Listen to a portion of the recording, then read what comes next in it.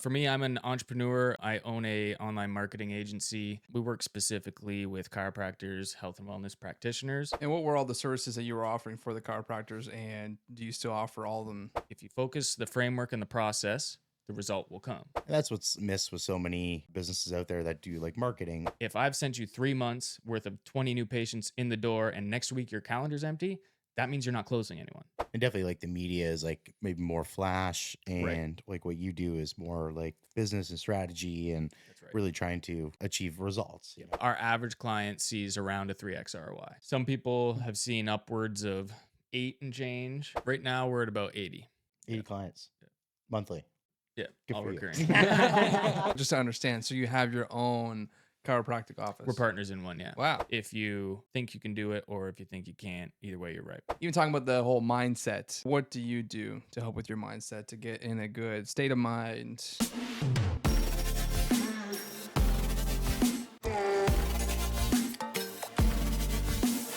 Hello, everybody. Welcome to a new podcast. My name is JJ Vola. Alongside here is my cousin, Cal Vola. Welcome to What Do You Do podcast. Today, we are joined by Dylan. Dylan, thank you so much for being a part of our podcast. Tell the world who you are and a brief description of what you do. Great. Yeah. Appreciate you guys for having me. Really stoked to do this.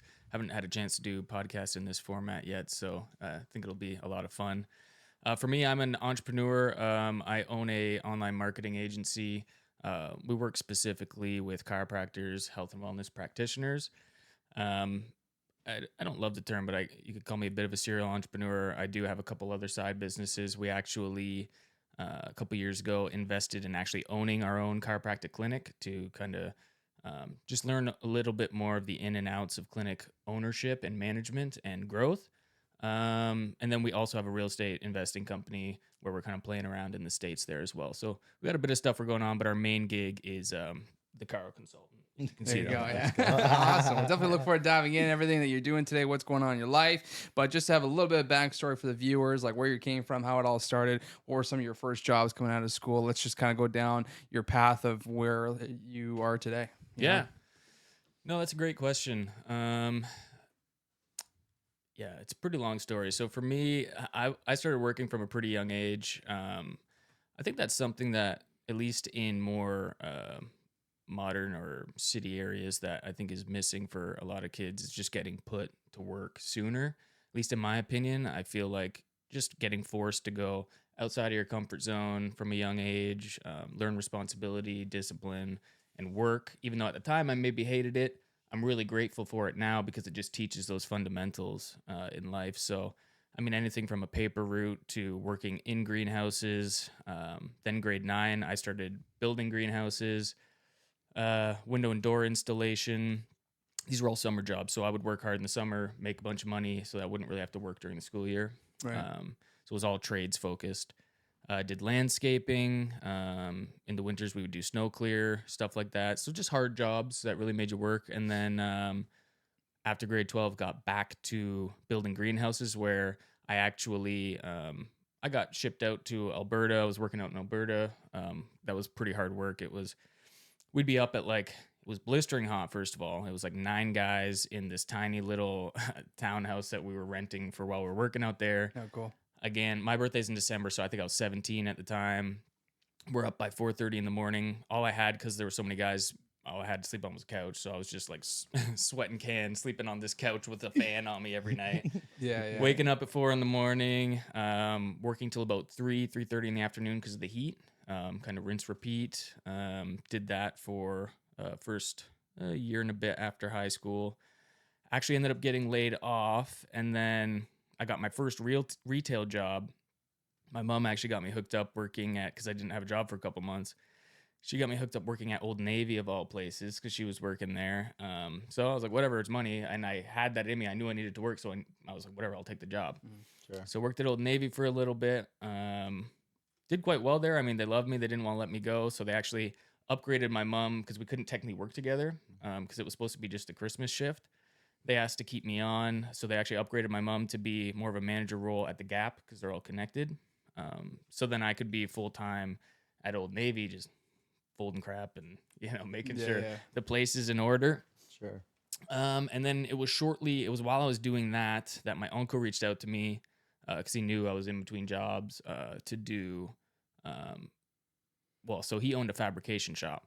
So he offered for me to come and work there and just help around the shop, odds and ends, clean up, whatever else he could get me to do, right? So I was like, heck yeah, right? Get me out of Old Navy, get me doing more of a manly job again, so to speak. So I started doing that. And then again, I was doing well enough there that he was like, okay, I want to take you full time. At which point I actually became a welder. So he ended up sending me down to school in the States for a couple weeks, Lincoln Electric School of Welding. Ended up acing that. And so I was a welder for the next 3 years after that. No way. Wow. Yeah. Okay. And then from there, I kind of started compounding belief in myself. And I guess we can get into this a bit later, but obviously just through high school and whatever, I was not an overachiever. I was a CD student at best. Those are usually the best make it. They say The best that. That's what they say. Yeah.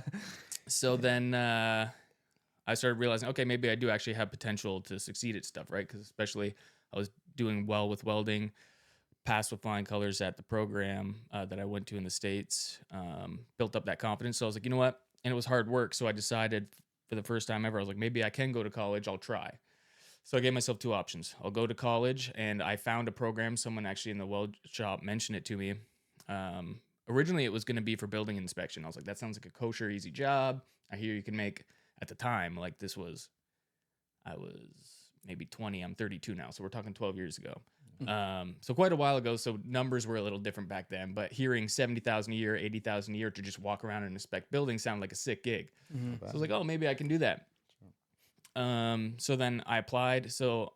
But I was always interested in real estate and houses. So I actually ended up applying for architecture technology, and my plan was to get into custom home design. So like maybe I'll get into custom home design. So my options was either I get accepted for this. If I don't, I'm going to go back to that welding school and I'm going to learn performance welding because I really enjoyed TIG welding. Then I'm just going to full ascend into performance welding. But lo and behold, I ended up getting accepted. Like I said, it was the only one I applied for, got accepted. So I guess I'm going to college, right? Cool. Threw in the towel, put all my money into going to college. And then that's where I met my business partner. So we did actually after college get jobs as general contractors. I was a commercial construction estimator. He was a project coordinator. Did that for a couple of years. And it was during that period, actually it was being in school because I was suddenly on a computer more all the time now. I wasn't ever really, other than YouTube before that. I started to learn about making money online. And this was about 2016. So that's when digital marketing really started to come to the forefront. Started hearing about it. And I was like, no way people are making money on the internet and doing this kind of stuff. I started learning about day trading a bit too, which is actually something that's starting to be in my daily routine as well.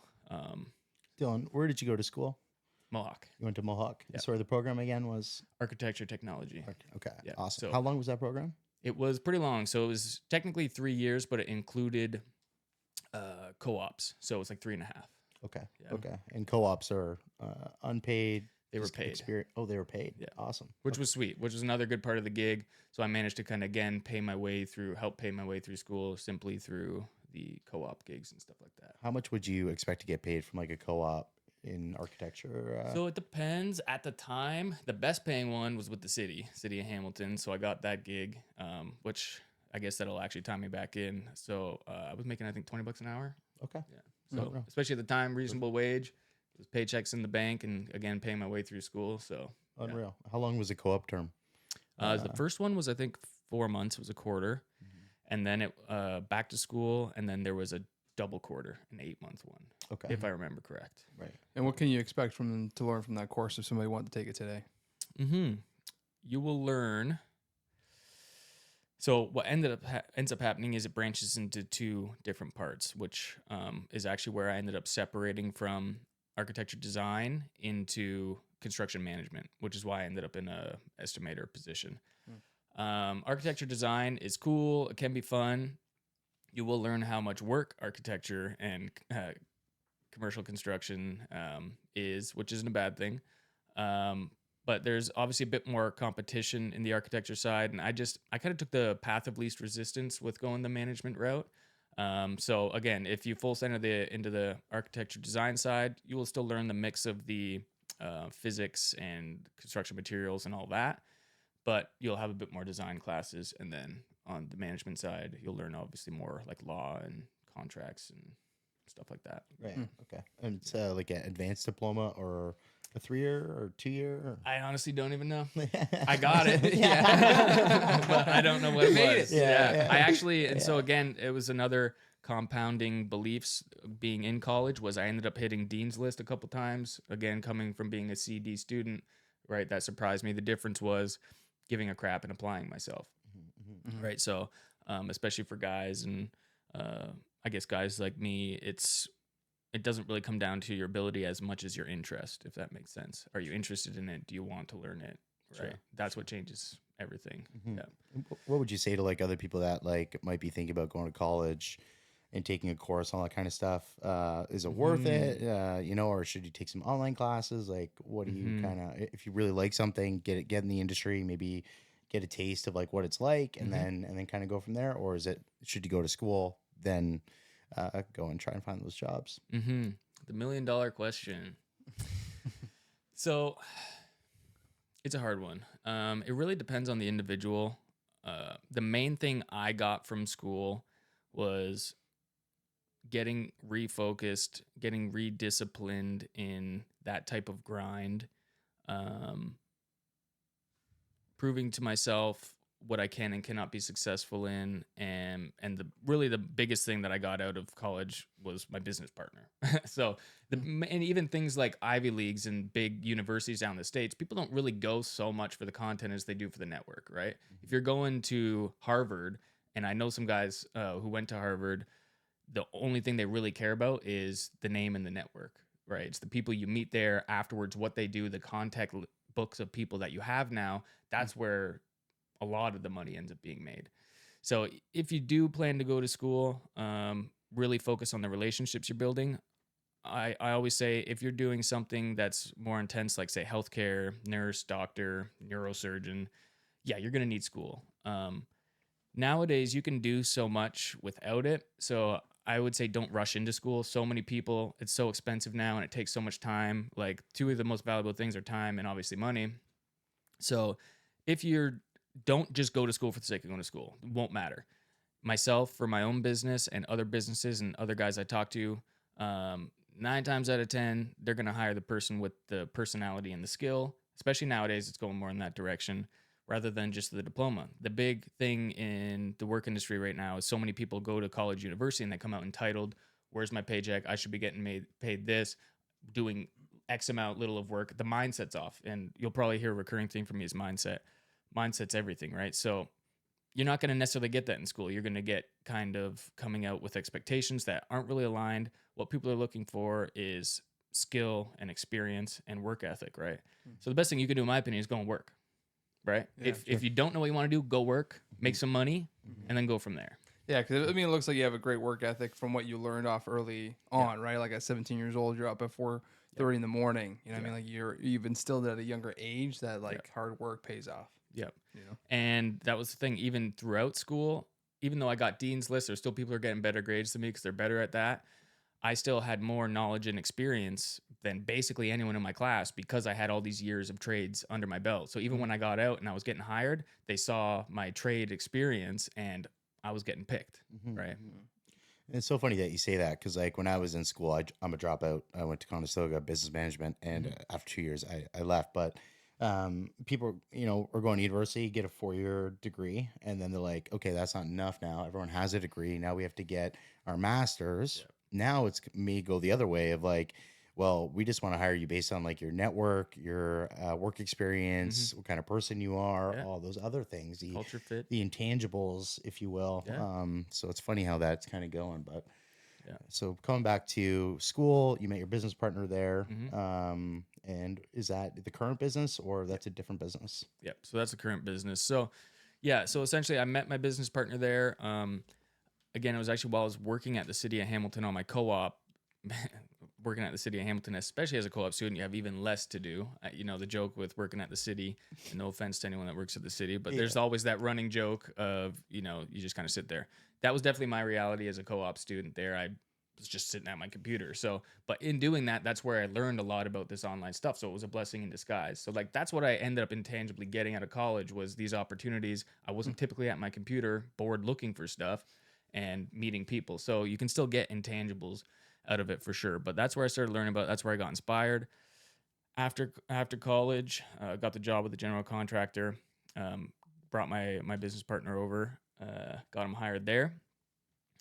We worked there, like I say, for a couple years, and then while working there, I started getting hit more with this digital marketing stuff, and I was like, you know what, I want to dive into this and figure this out, because I always just had this thing inside me, like even at co-ops, I would get there and I'd be sitting there looking out the window, like, what am I doing? Yeah.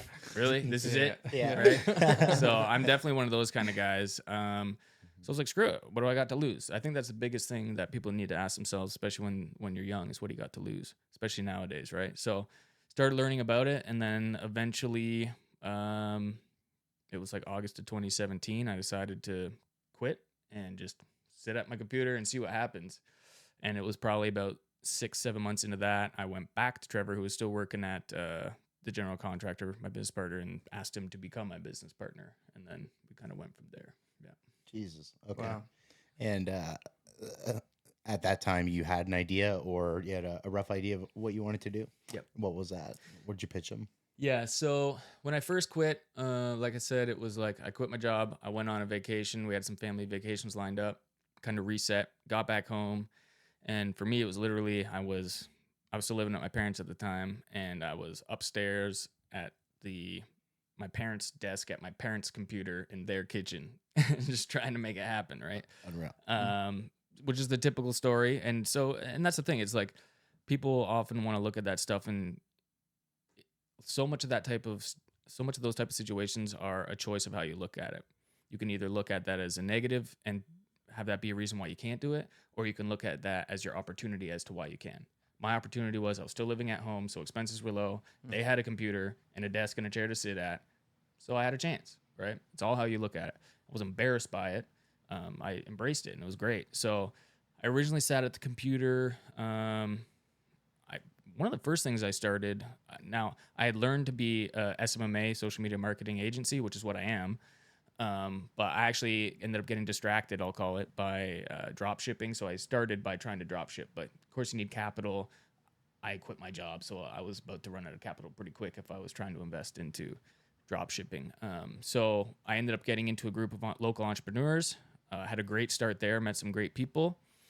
And then we hosted a live event, because they were public speakers, two of the guys, Be Your Own Boss event. So, I hosted this event. I ran the ads to help fill it. And then my business partner happened to come out to the event. I was like, come check it out.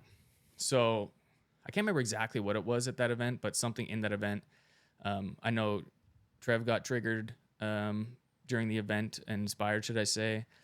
And then something triggered in my head. I don't remember what it was, but it was there. And shortly after that I decided to approach Trev. So I think I ended up finding another program that taught more in-depth social media marketing agency concepts, as well as down to specific niches. So they would help with campaign setup, strategy, and so on and so forth.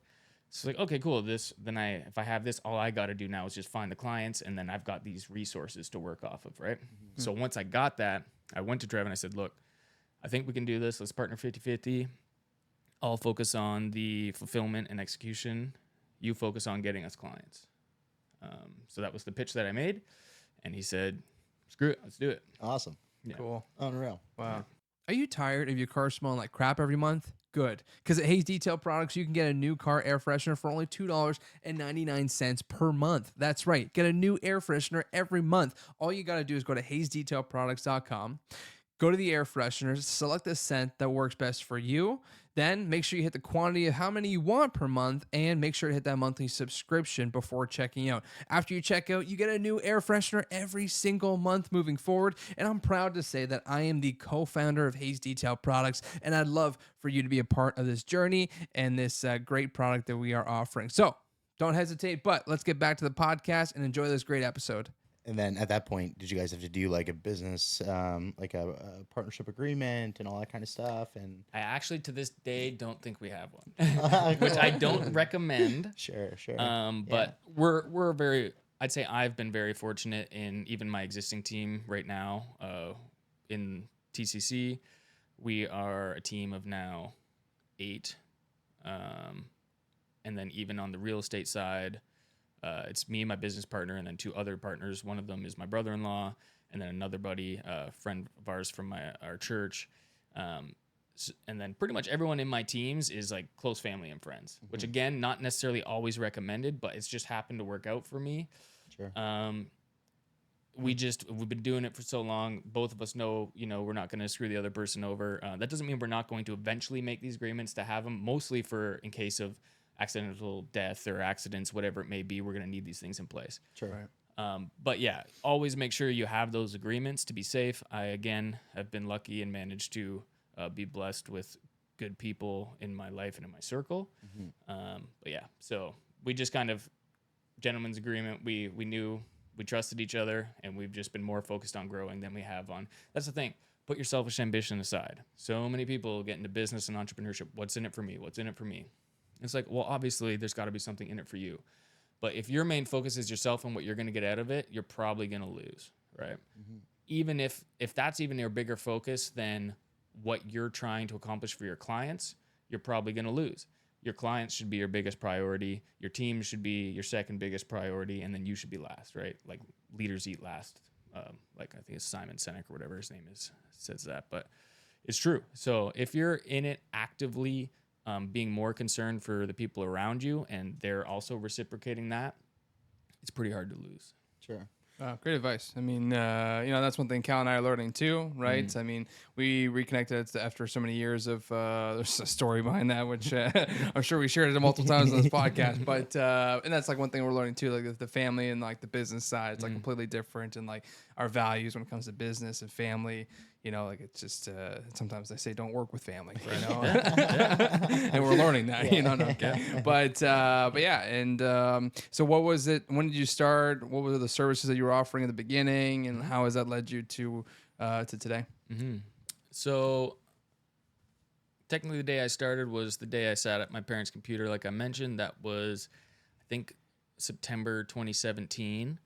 Again, started with the drop shipping concept and then just doing anything I could. Really, I worked for 6 or 7 months without making $1.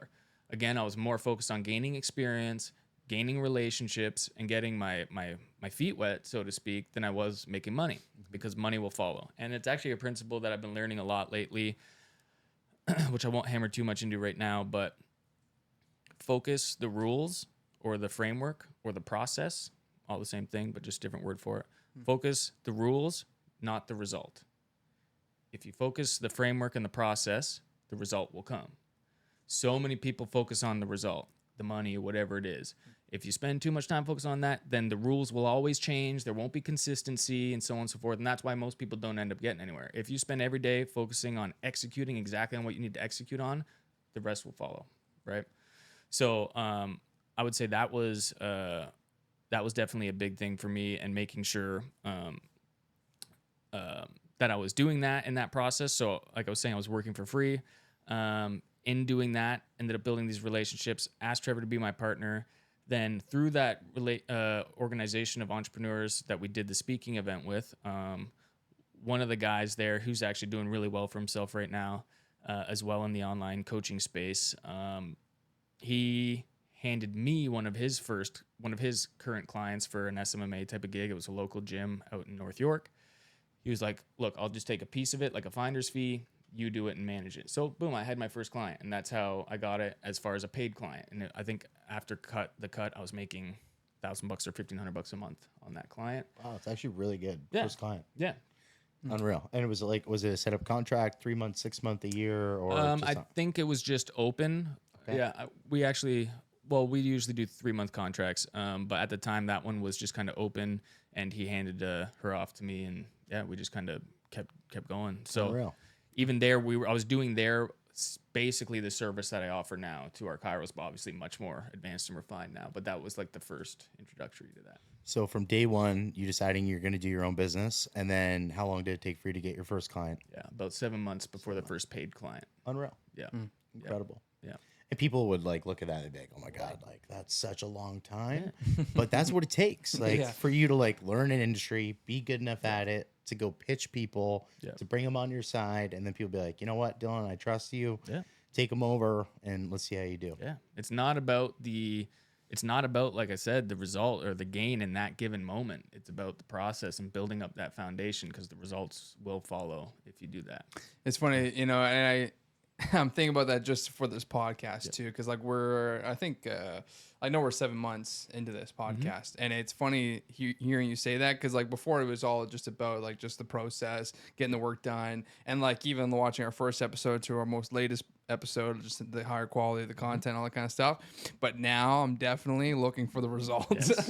Yeah. It's hard. Like and It's hard. it's funny because it's just like you get to a point of like that 7 months of being consistent every week, and who am I doing this for? Are you guys even listening out there? Yeah. Like Yeah. it's funny you say that, and it's like other things too that we're doing, because like the Hayes Detail products, we just launched our car cleaning brand there.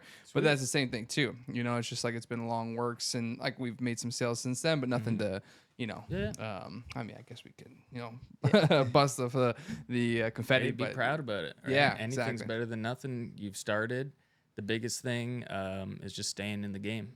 yeah, no, it's true. Now, so I don't know if we talked about it yet in the podcast, but so you are the Chiro Consultant. So explain why you wanted to go specifically to Chiro, and like this very niche, like it's not broad, which it's definitely what a lot of people say, that narrowed down your search. So why chiropractors? What was that lead for you? Yeah. So, I mean, that pretty much leads in perfectly. So from where, after getting the first client, going through that program where it had a vault, and it was actually called Marketing Vault. Shout out, boys. The marketing vault. Local Marketing Vault, yeah. Okay, awesome. LMV. So they actually had a bunch of different niches in there. So we started trying a few. We actually got into financial advisors shortly after that, which was some decent work for us for a bit. I was a patient of chiropractic before even starting the business, so I was already exposed to chiropractic. Already had results from it, conviction in it. And I had seen some other people starting to have success in the chiro niche, and it was one of the options in the vault. So we're like, hey, let's try to work with some chiropractors. So we did end up getting our first chiropractic client later that same year, I think around this time, September-ish. Got our first chiro client, did well. And so even there, what we did was we started with 2-week free trials, right? Again, do the work, whatever it is you got to do to get the experience, to get the chops, to get the results, to get the relationships. That's what will build the foundation to get the result, which is the money. So that's what we did. We did 2 weeks, and we started, and all we asked in return was a testimonial of their experience with us. So of course we killed it basically every time. We started building up a bunch of good testimonials, and then eventually we just stopped doing 2-week free trials, and then we just started transitioning to 3-month contracts. Once we had our first couple chiros, actually some of them we picked up that same year, towards the end of the year, early that next year, that are still our clients today. So like 4 years ago. Wow. Yeah. And that was from cold outreach, just picking up the phone, reaching out. That's what Trev was doing, calling, locking in these deals. And we basically just built from there. And we decided, okay, this is working. We like it. We like working with chiropractors. We like what it stands for, what they do. They're helping people, so it's kind of a win on either side. So let's just niche down and full send into it. Unreal. And how would that like phone call go? So if anyone wanted to like reach out to a business to try and maybe even see like if they need help or whatever it may be, like how do you approach that phone call? Do you start with like an email, then you follow up with a phone call, or what's kind of your process, Dylan? Yeah. So again, Trev actually did most of that. So, but I know what the process for the most part was. The more touch points you can do, the better. So if you want to do an email, and anything else in between, but in general, you'd be picking up the phone, you'd be calling in, especially in the context of a chiropractic clinic. This is at other business too, but you got to get past the gatekeeper, being the front desk or whoever it is, the person answering the phone, right? Because most of the time it's not the business owner. So you need to figure out how to do introductions and objection handling with the gatekeeper to get them on your side and to get them to a spot of wanting to hand the call off to the doctor, or at least give you the doctor's contact information, right? And that'd be done in various ways. Again, it was easier when we were offering free trials, right? But then once we stopped doing that, we were leading with results. Hey, we work with chiropractors. We're on average generating them 20 to 30 new patients a month on autopilot. You guys look like a good candidate for our services. We only work with people in a certain radius. So if you guys are interested in growing your clinic, it'd be cool if we could talk to your doctor and talk about locking in your area to grow your practice online, right? Something like that. Great pitch. Something like that, right? Yeah. So that would usually get you through the door. Problem was a lot of people started doing it at a certain point. So the competition got high, but thankfully we were already kind of past that hump at that point. But yeah, something like that. And then the age-old saying, get 100 no's to get your yes. Be okay with getting the door shut in your face. One no just is one step closer to a yes. So don't let it beat you up and just keep doing it, just keep doing it, keep doing it. And yeah, eventually you'll get your yeses, and then slowly that list will build, the confidence will build, the experience, the results will build, right? And you have to just keep doing that so it will slowly compound on itself. Yeah. And what were all the services that you were offering for the chiropractors, and do you still offer all of them today, if not more? So technically more now today. It was very specific at the time, just Facebook ads, Facebook, Instagram. And then from there, we've refined what that process looks like, as well as some of the traffic channels that we use. So now we use, obviously, Facebook and Instagram are the same platform. So Meta, Google, we're big fans of Google pay-per-click. We're experimenting with TikTok ads as well, which can be hit or miss, but can be good. Yeah, those are, I'd say, the main platforms. And then we do also do a bit of web development and SEO. So for the organic side, search engine optimization, to make sure people are ranking well, got their Google My Business set up, and organic traffic's coming in also. So when you kind of combine that whole, when you combine all those areas and you utilize, they're called the pixels, which is basically the back end brain and tracking for all the ad platforms, for the traffic, for retargeting and everything else. When you have everything set up and synced, that's when it becomes a good powerhouse for your, like, say, 5 to 10 kilometer radius around your clinic. Yeah. Unreal. So at the time, in short, just Facebook, but now all those services. But we built out whole back-end platforms. So we use a software where we house the landing pages, all the text follow-up and automations, reminders, booking, scheduling, and then we consult and train the front desk and the doctors on how to use the system, how to maximize throughput of leads, make sure people are showing up and getting closed. And that's why we call ourselves the Chiro Consultant, because it's not just like we're doing lead gen. We're making sure people are getting in the door and getting closed and money's getting made. Awesome. Right. Yeah. And that's what's missed with so many businesses out there that do like marketing. It's like ultimately you can just throw something at the wall and hope it like sticks, but like ultimately you're looking for an ROI on the money that you're putting out, you know, what they're paying you, what they're paying to Meta for the ads or Google or whatever it may be. So what would you say to, I guess, other people in the space that like are looking for results and are trying different things, and you know they come to you, or like what are some good like resources for those people to try and learn? I suppose that whole marketing strategy. Yeah. So we've actually been doing, or actively doing right now. So we just did a talk in a chiropractic group last week or the week before. We're doing one this weekend at an event in Arizona.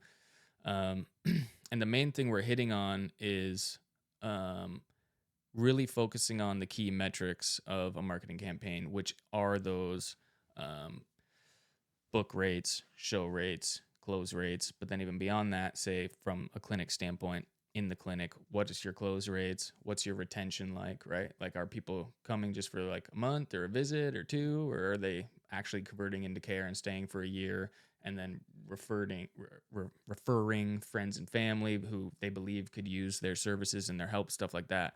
So a lot of people want to focus on the front end, which again comes back to the focus on the process, not the results. A lot of people and a lot of our clients will do this. They'll ask, we want more leads. How do we get more leads? Where are the leads? And sure, good questions. We need to be making sure that our front end throughput is good. But if your focus is purely on the front end, And that means you got clearly no focus on the back end, right? So I'll say this in the context of a clinic. Apply this to whatever business it is you're doing or you're working on, because it doesn't really matter. It's the same thing. So if, say, we do 2 months or 3 months of a campaign, we've sent you on average 30 to 40 leads every month. Say you've managed to get 25 of those people booked and showed 20 new patients in the door, you're looking at 60 new patients. If at this point you're looking at me going, oh, my calendar's looking light next week, where's all the leads, right? What's that tell me? Well, people are going to say, oh, maybe your leads are dipping. Oh, A, probably not. B, if I've sent you 3 months worth of 20 new patients in the door and next week your calendar's empty, that means you're not closing anyone. That means you're not retaining anyone. So no matter how many leads I send you, you'll always end up at a cap that you can reach, and your calendar will never fill, and you'll never hit the metrics you want. So from the provider standpoint, like myself, as an agency, yes, you need to focus on making sure your product is good. You're providing adequate amount of leads and opportunities, quality leads and opportunities, but support your clients in making sure that they're on top of their back end metrics, which is the close rate and the retention. Because if they're not, none of it's going to matter, right? They'll always be looking for more leads, and it's never going to get them anywhere. And then they'll end up spending more money to get more leads, but that number is just ego. It's nothing. Right. Why not? Even if I was to only get you 20 leads, but all 20 of those people became new patients, right? If I said, oh, I'll get you 20 new patients, or I'll get you 100 leads on a sales call, who do you think the average individual will go with? Yeah, I'll go with more leads. Like I want 100. Exactly. Right. Foolish. And guaranteed 9 times out of 10, the people who would go with the 100 lead guy have bad back end in the clinic. It's a way to project the responsibility off of themselves and onto the lead provider, right? Again, that doesn't mean we don't have responsibility, but as business owners, we can only control what we can control.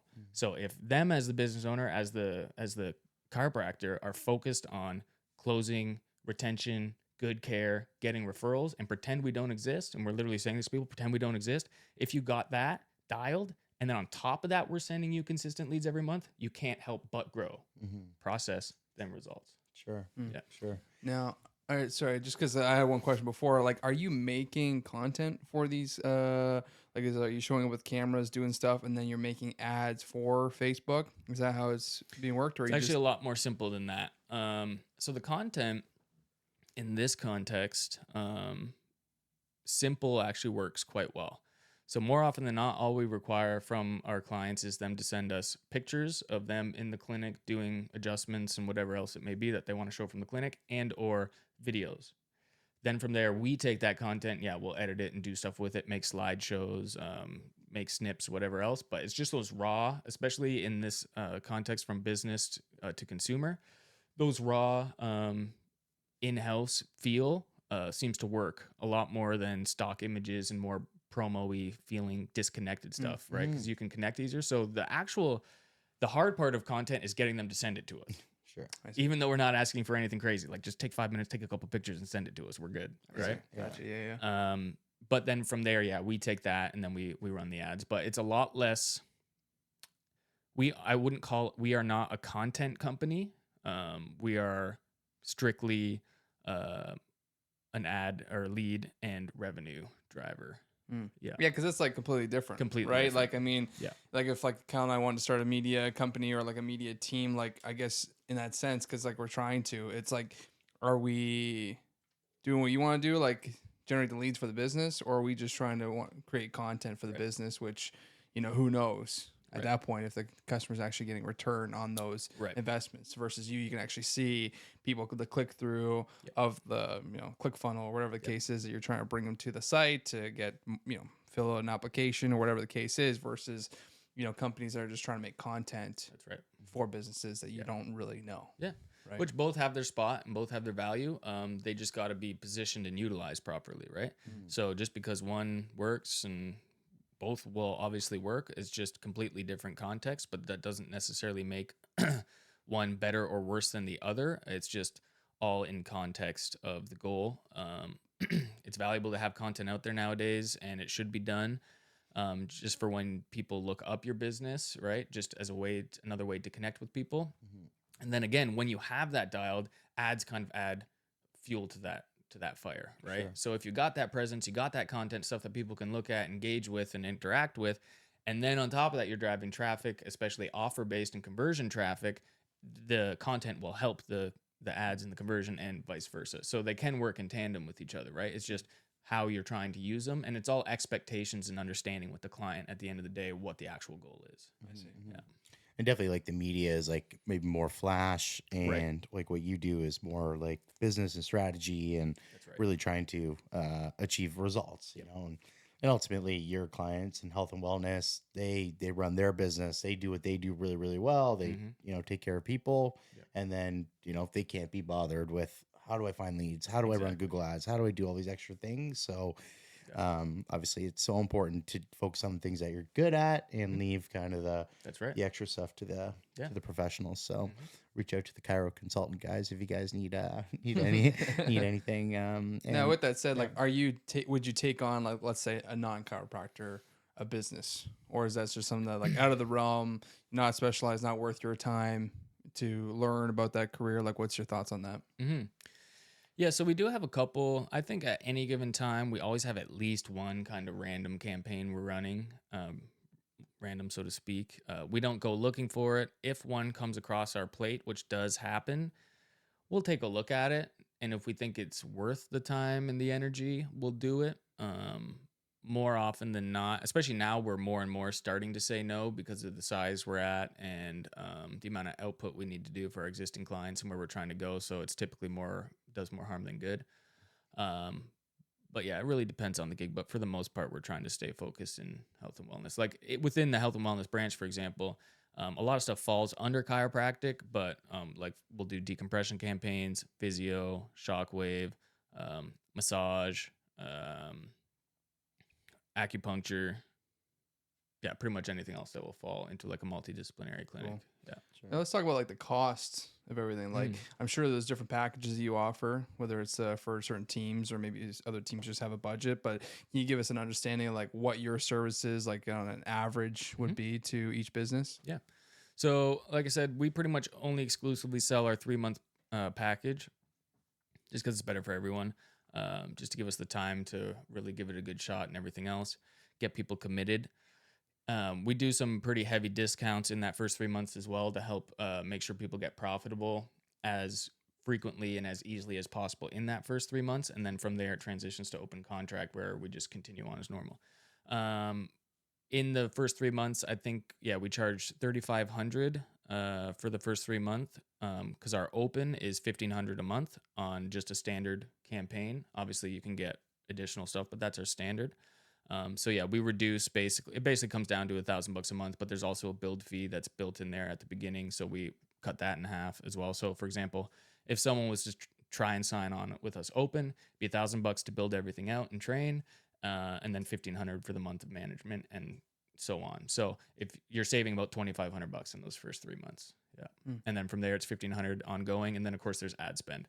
So ad spend nowadays, especially more than ever, the more ad budget you can do within reason, the better, just to kind of get on top of the algorithms, get in front of your competition, get testing. Because so budget is basically speed to data. So the more you can spend quickly, the quicker you'll have the data on what is and isn't working, which means you're getting to your result of ROI quicker, right? So some people look at it as negative. It's like, no, it's not about what you're spending. It's about what you're making, right? So the numbers literally mean nothing, um, technically speaking. So if you can spend a bit more, it's good to do so. On average, we'll spend 1,500 to 2,000 a month in ad spend, which realistically speaking is still on the low side for what could be being spent, but that's the average. Yeah. It's a fair amount of money, Yeah. you know, 1,500, $2,000 a month just on the ad spend, plus your services on top of it. But how many, you know, clients are they bringing right. in and all that kind of stuff, right? Yeah. And at the end of the day, numbers talk, and Yeah. and bullshit Yeah. walks. But Yes, Yeah. but Well, no, on average, our average client sees around a 3x ROI. 3x. Some people have seen upwards of 8 and change, right? But I think anytime you can spend $1 and get $2 back, it's a worthy investment. Since our averages are around 3, which is every dollar you spend, you get 2 positive back. Do it all day, and then you just keep getting better, refining it. And again, if you want to then make more with that, what do you got to do? Increase your close rate. guaranteed you're not getting 100% close rate, right? So if you're at 60%, get that to 70%. Now, without spending any extra more money or getting any extra people in the door, you're making more just by closing more, or keep them on longer, or get more referrals, right? So again, that's that back end part where if you're focusing on that without changing the front end, you can squeeze the juice and get it to 3, 4, 5x with just by tweaking what you're doing on the inside. Once you have that dialed, cool, you want to bring that from 5 to 10. Okay, now let's spend more. Right. So then you can see how it's like they coincide with each other, each side, and you kind of build up like a ladder, so to speak. Yeah, and even having all the testimonials that you have as well too, right? And then just gives like the next person the reassurance on top of the facts you're hitting them with. What, even if it was spend $1, you make 2, but to have the clients that are making 8 times or whatever the case is, it gives them so much more reassurance to want to use you as your own service, right? Especially with it being so niche into chiropractic industry. Now, you know, a little off topic, but more or less curious, like how many clients do you work with? Yeah. Right now we're at about 80. Wow. 80 clients monthly. Yeah. Good All for you. recurring. You know, it's like we can do the mental math in our head here. Okay. Like, let's just take it back a second. Yeah. So we're aiming for 100, hopefully by end of year, maybe early Q1 next year latest. So our goal is to be sitting in the 100 to 120 active client range. And once we're there, really refine what we're doing with them and ideally expand into doing more with the existing rather than getting more clients. Obviously, we'll take them to a point, but we'll get more picky with them as far as who we're taking on and who we're not, because it's a pain and a waste of time and money when it's people who don't have their head and mindset right. Like everything I've been talking about so far. We try to help them with that, but that's a lot of time and energy. We don't make any extra money for doing that outside of keeping them longer, right? So if we can start to identify people who already have that right out the gate or are close, then we'll continue to work with those people who are actually positive. And you would be amazed at how many people just fight you. Like, you're paying me, I'm trying to help you grow, and all they do is fight and argue and look at the negative, and it's like, this is why you're struggling. Right. Yeah, sure. It's simple. Do you want to grow or not? And that's the ego coming in. That's right? the ego. Yeah. That's right. So yeah, ideally would be in the 100 to 120 active client range, just doing more full service with them. The whole picture, like I was talking about, integrating campaigns across all the platforms, search and web optimization, as well as multiple campaigns. So again, for example, if a chiropractor has decompression tables, we will do a chiro campaign and a decompression campaign, right? So those are kind of tag-on services that we do. So just ways to ascend our current clients, help them make more money, and we'll make more with just less people. Sure. Yeah. Incredible. And I mean, you said earlier too that like you really dove into the industry, like not just your consultants, but you also have your own practice. So kind of speak to that a little bit, Dylan. Yeah, so that's been interesting. We've learned a ton from that for sure. Definitely built experience and credibility from it. We're actually actively, we're hoping to flip it this year. So we're getting it to a decent spot. We're also just getting super busy. So we're like, okay, we think we've gotten enough out of it at this point where it's like, let's try to pump it up a bit, and then exit the clinic, take our profit out, and then that way we can continue to focus on the agency. But yeah, it's been a great experience, even just so we can just understand our clients that much better now, right? We understand when it can be tough, or when lead quality's off, or when sales issues are happening, or all these other things, or strategies in the clinic to help increase those metrics like we talked about. So it's been an extremely valuable experience, and it's been even from team management and building as well. So wow, I was just like, not to say I blanked out there for a second, but just to understand. So you have your own chiropractic office. we're partners in one. Yeah. Wow. Yeah. Oh, yeah, cool. We have a 40% share in one. Yeah. Cool. And that's with the chiropractor themselves. Yeah. So we actually, we have obviously doctors in there, but we hired the doctors. Cool. Yeah. So they don't, no doctor owns the clinic. A lot of chiropractors will do that, or they'll be associate chiropractors, it's called. And they'll just go and work in a clinic rather than worry about the ownership side of it. Because that's where a lot of them kind of fall short, and I don't hold it against them. They went to school to be caregivers and chiropractors, not so much entrepreneurs and business owners, where some of them are, but even in general in life, most people aren't, right? So again, that's where we come in on the consultancy side to try to help them with more of those business concepts, so to speak. So yeah, in our case, we just hired chiropractors. Yeah. Wow. So smart, man. How long have you been operating that practice for? I think it's been 2 years. Unreal. But you learn even more about the industry. You're actually getting involved, and even like understanding how to even build your own chiropractic office. So I mean, I'm sure sometime in the future that'd be a good opportunity to then keep building multiple offices, grow it to a point, and then you keep flipping them. Yep. Like you're learning Which so we've much. considered, yeah. Yeah. So it'll depend on how we end up growing the agency as far as building our team there, which again we are doing. It all comes down to time, right? Like, so you can make money doing anything. It's what's going to get the most output for least input. That's really the only question you got to ask yourself, right? So whereas we could do that with clinics, if we get to a spot where it mathematically makes sense, we will do it. And if it doesn't, it doesn't. Yeah, Yeah. true.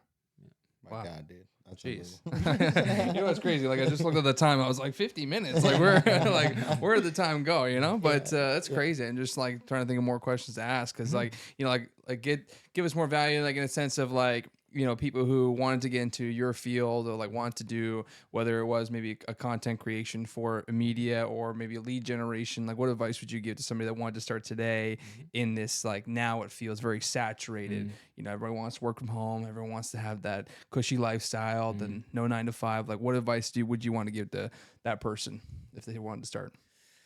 Yeah, it's a great question. I think even how you structured that question, which is what people are thinking, which is I think a good thing to highlight, is the idea of the cushy lifestyle working from home. Well, yes, I will say working from home is a beautiful thing, at least for some people. I personally enjoy it. Some people like to actually still go out and go to the office and whatever. Power to you. And I'm going to go back to mindset because mindset's everything. If your mindset is cushy work from home, you will lose. Regardless of whether you're working from home or you're working in a shop or you're working in an office, you need to go into it not looking to be comfy, not looking to make X amount of dollars so you can do this. And if your end goal is and a lot of people in the online space start this way, and a lot of people in the online space market it this way of, picturing you on the beach with a pina colada, dinking around all day, doing nothing and making millions. I mean, cool, you could get to that spot, but if that's your driving force, the chances of you getting there is pretty much zero, right? You got to be going into it wanting and hungry to start a business or even like join, like not, and that's the other thing. Not everyone is meant to be an entrepreneur or start a business, and that's okay. You can make great money and do great things joining, say, a company like us, for example, right? Like we got great team members and we're doing everything we can to make sure it feels like they're entrepreneurs themselves, but in a team framework, right? So we really try to keep the team culture up, the team vision up, and have everyone feel like they're growing along with the company and compensating accordingly with plans to compensate accordingly too as we hit certain benchmarks, right? So don't think you need to go and start. It's the flashy thing, being an entrepreneur. It can suck. It's very hard. You get your ass whooped. You got to be willing to get your ass whooped and keep getting your ass whooped and then keep getting back up and getting your ass whooped again, right? And then not stopping that. And eventually, yeah, it will catch up to you and it'll feel like now you're finally starting to win. But then I promise you at the next level, there's going to be another thing to whoop your ass, right? So you got to have the grit. So I would say my advice is work ethic. Go into it wanting to work, wanting to build something cool, wanting to impact the marketplace, whatever it is you're interested in. For you guys, I think you guys can have great impact, like we talked about earlier, with, say, just your listeners, even just with this question right here. Like, this is valuable stuff for people to hear and listen to. That's your guys' contribution, which I think is a valuable one. So if people are going in with the pure goal of providing value, you're going to end up winning. It'll catch up to you. Might take 7 months, might take a year, might take whatever. But if you're constantly leading with value and putting your best foot forward, then yeah, you'll get somewhere with it. Cool. Appreciate that. Great Unreal. advice. Unreal. I Thanks, know. man. Everyone's looking for the buck, right? And sometimes it's all you're looking at. Especially nowadays, it's hard. Like, it's expensive, especially in our area, right? Yeah. I get it. It's funny because I just had a fun conversation with my fiance. We were going around the dog park this morning, and we're like talking about like our parents' lives versus today, right? Like my parents are very successful in like the early 2000s before the 2008 stock market crash, and it's funny to think about just how much it took for them to be successful, Mm. but just how much more it takes today to Sure. be like to be on that same level Yeah. as they were Yeah. in today's world. Like I was even just thinking about that, and like it would have to take 10 years maybe Mm. just to get to that point. But then 10 years from now, it's like a whole different, like it's a whole Where is nother, it at then? you know, like Mhm. it's yeah. And that's the thing, right? So if you're whether you're going to school and then coming out of school or quitting your job or starting something, like you got to be willing to get after it. And if you're not getting after it, you're going to get rolled over in this economy, right? Sure. And the problem is too is sorry, I just keep cutting you off, but we always feel busy, you know, Yeah. like we always feel like we're like we have no more time. But Right. you should maybe just stop scrolling on your phone for Exactly. 4 Busy doing hours, what, right? you know, and like you always feel busy because Yeah. you know, like we'll never feel bored anymore, Yeah. right? We're always everything always consumes us, whether it's going on the computer, watching TV, swiping through your phone, you get the dopamine and all that kind of stuff. Like we always feel busy, but you could always just take that time that you're investing into absolutely nothing, Yes. and invest your Earn. time into yourself. Yeah. Right. The SME 500. That's Yes. what Alex, Yeah. you know, said. Yeah. 100%. Yeah. I think I even saw something on Instagram the other day, like, you know, you can work Monday to Friday and then like spend your weekends creating the life that you ultimately want, right? And it's going to take a long time. It's going to be a lot of hard work and whatnot, but eventually you can get there, right? So, and really quick, Dylan, just like take us through some of the obstacles you face, challenges. You know, it sounds like you've done an incredible job being an entrepreneur, super hard worker, all that kind of stuff. You've obviously set yourself up for success. What are some of the bad things that have happened or some difficulties that you faced in your entrepreneurial journey? Sure. Let's see. Well, obviously COVID, not to say the C word, but that we were hitting some, it was still before we hired anyone else. It was still just me and my partner, if I'm not mistaken. So kind of was fortunate in that regard, but yeah, we went from, I think at the time we were making maybe 20K a month or something like that, and went basically to zero overnight, right? For whatever that couple months was. So that was definitely a scary time. But learned a lot in just like getting creative, right? Don't let those type of things be like, oh, guess I'm done. No, it's okay, this happened. What's my next plan of action? What's the next step? What do I do to get through it and get around it, whatever it may pivoting. be? Pivot a bit, whatever it is, right? So just learning to persevere through that. So that was definitely a challenge.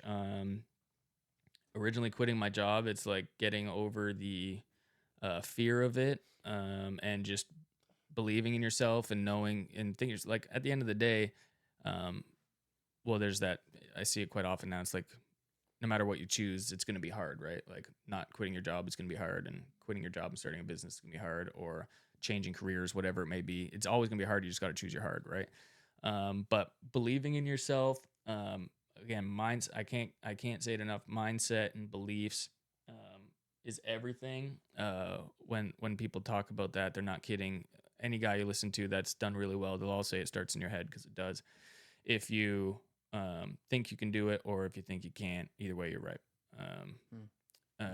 So I think, but the thing is, and the reason why it's almost kind of hard for me to find obstacles is because when you have that mindset, quite often you don't necessarily see obstacles the same, and they don't affect you the same. Because you just get creative to work around it. So at one point I started running out of money in the early stages. So I sold my Jeep and I bought a cheaper car, and I used that cash to buy that one vault program. I got into a spot when I asked my partner, is I knew I didn't overly want to do all the outreach. And I wanted to be able to focus on the fulfillment side. Okay. New obstacle. Do I quit? No, I find a solution. That's the thing. You got to be resourceful and creative and think, okay, I'll bring on a partner. Right. So I think the biggest thing was just hitting all these different stages and, just creatively thinking your way through it. If no matter what happens, your knee-jerk reaction is solution-based, that's the place to be for sure. So, and then outside of that, I'd say there hasn't been anything overly standout as far as obstacles go. But it did take, even to get where we're at now with the 80 clients. Like, again, we've been doing this for, like, 2017 is what? 6 years ago? 6 years, man. Wow. Yeah. Right. So it's been a long time. I haven't been at 80 clients. I'm only now at 80 clients. I'm Yeah. 6 years in. It's not like 2 years ago I was at 80 clients, right? Yeah, I think we talked about before the podcast, a team of 8 Yeah. now, right? Wow. Yeah. Incredible. Right. But that takes time. So it's just like you'll hit these stages, you'll hit these obstacles, whatever it is. But I think yeah, just creatively pushing through it and always having the mindset of growth. Like even to this day, we're not pulling much out of the business. We keep dumping back in, reestablishing the vision, right? It's bigger than you. And I think you got to look at it that way, especially if you do ever get into a spot where you have a team, like you got people to take care of now. Like what's their future? I'm not sitting here thinking about what's my future because again, I know in this process my future will establish itself, but if I'm focusing on trying to build a good future for my team, inevitably that means my future will probably be good too, right? Sure. And that's the difference between working on your business versus working in your business. You know, everybody wants to listen to a book, myth mystery. Okay. But like even talking about the whole mindset, like I know everyone's different, but what do you do to help with your mindset to get in a good state of mind? You know, always, you know, staying hungry, right? Because, you know, life happens, things get in the way, you know, shit, so to speak. You know what I mean? Like, what do you do to help get yourself in that mindset?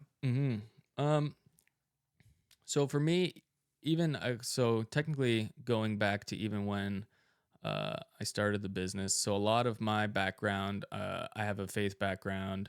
Um, so a lot of what happens in my mindset and in my head is rooted in my faith principles. So I'll obviously have a different outlook on life than a lot of other people. So for me, even in the spot of the idea of, so everyone could have this concept of what have you got to lose? You might as well take the risk, right? So for me, that was even further supported just by my faith background, my faith beliefs, in the sense of like I believe in God, I believe in heaven. So if I quit my job and I try this and I get hit by a bus and die, I'm in a better place anyway. So like there's literally nothing for me to lose, right? So that's a big portion for me. But even still within that concept, like I mentioned just a minute ago, is redefining the vision, right? And making sure the vision is big enough and not centered on you. So I think anytime something comes up, now I don't do like um, affirmations or any of this kind of stuff.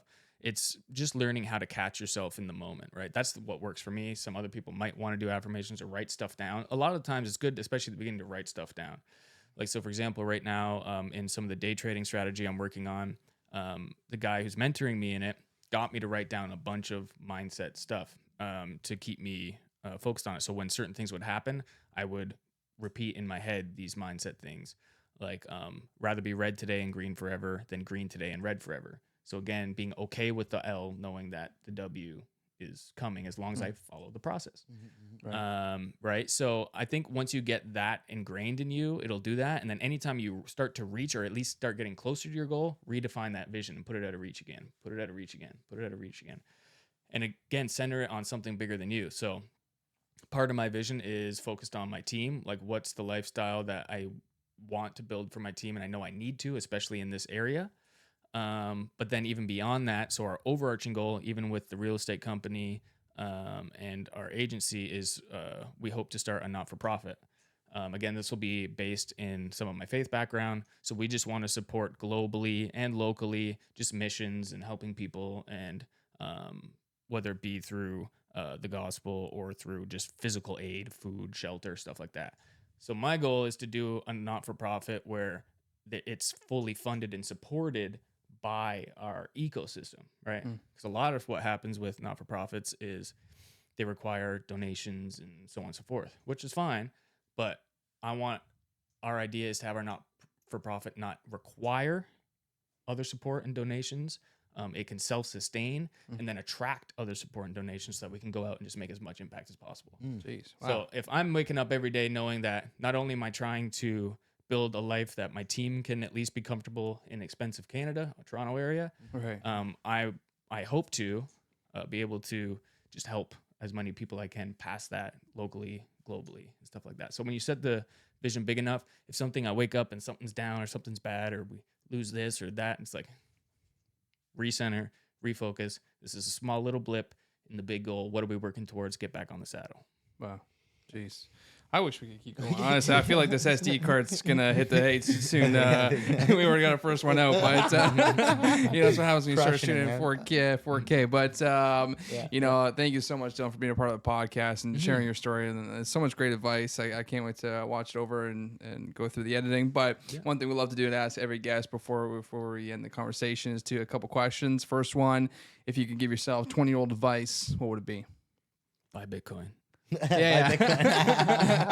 Right. I'd be done. No, Like 20 years ago, or Yeah. I think believe in yourself. Because especially growing up again, high school, underachiever, didn't think I was that smart, didn't think I could do much. I actually have a pretty big drug and alcohol history. I was either drunk or stoned to some degree or another, basically every single day up until about 20, which again is where a lot of my faith journey started. Going back to mindset and belief, getting to a spot where, not misplaced belief, but realistic belief, and knowing that if you put your mind to it and you put your best foot forward and you're doing something that you're passionate about, like you can do it.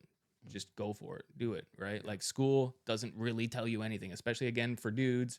It's not really designed for guys. Like we're ambitious, we're rambunctious, we're active, right? And they're trying to get us to sit there, and then we all think we're stupid. It's like, no, you're not stupid. You just don't fit this mold, right? Mm-hmm. So I think realizing that it's like, hey, you're intelligent, creative individual with whatever potential you decide to put for yourself, as long as you disciplined, go after it every single day and don't stop. Wow, that's great. I love that advice. And, to a lot of guys out there, I'm sure even more often than not now, there's so much uncertainty, why am I such as the problem child or whatever the case is. Now, goals for yourself. What goals do you have for the next 5 to 10 years? Mm-hmm. So, basically the big goal is that not-for-profit. We obviously have certain revenue numbers that we're trying to hit. We're on track for them and we're pushing towards them. And then, those revenue numbers from there push into the not-for-profit goals. And ideally 5 years from now, I'd like to see us out there abroad on planes, whatever it may be, bringing resources and help to places. And I think that's where a lot of my head's starting to look towards now. It's like, cool, we're starting to reach these milestones. We're still nowhere near where we could be in our business, but I know we're on track and we're always hitting our targets. Again, we actually practice what we preach. We watch our numbers and we're always working on them. And just, scale up the agency, scale up the real estate portfolio and the goals that we have there. And then, keep pushing forward. Awesome, man. Wow. Awesome. And if anyone wants to reach out to you, Dylan, you're an incredible guest, incredible guy, really informational, like knocked out of the park. How do people get in touch with you? Mm-hmm. How do they attain your services? Mm-hmm. So if it's work specific, you can go to our website, thechiroconsultant.com. Even if for something not chiro related, feel free to go to that website, and it's probably the easiest place to book a call with us. From there, you could reach out to me on Instagram. I don't have a special Instagram page. I'm not a huge social guy, but it's just my name, Dylan Marchese. You'll find me there, and feel free to DM me if you got some questions, if it's unrelated or more about entrepreneurship or just life in general. If you want some advice, feel free to reach out and be happy to chat. Wow, that's awesome. Dylan, thank you so much again for being a part of our podcast. Really appreciate that. Very inspiring for a lot of people who maybe want to get into the lead gen world or any of that stuff. Dylan's a great person to reach out to. If you like this video, please be sure to hit that like button, hit subscribe so you don't miss out on any future content. And if you want to see any careers on this podcast, be sure to comment them down below, and we'll be sure to catch you in the next podcast. See you guys. Awesome. Wow. Great job, man. Yeah. Real. Holy. Let's go. That was great. That was fun.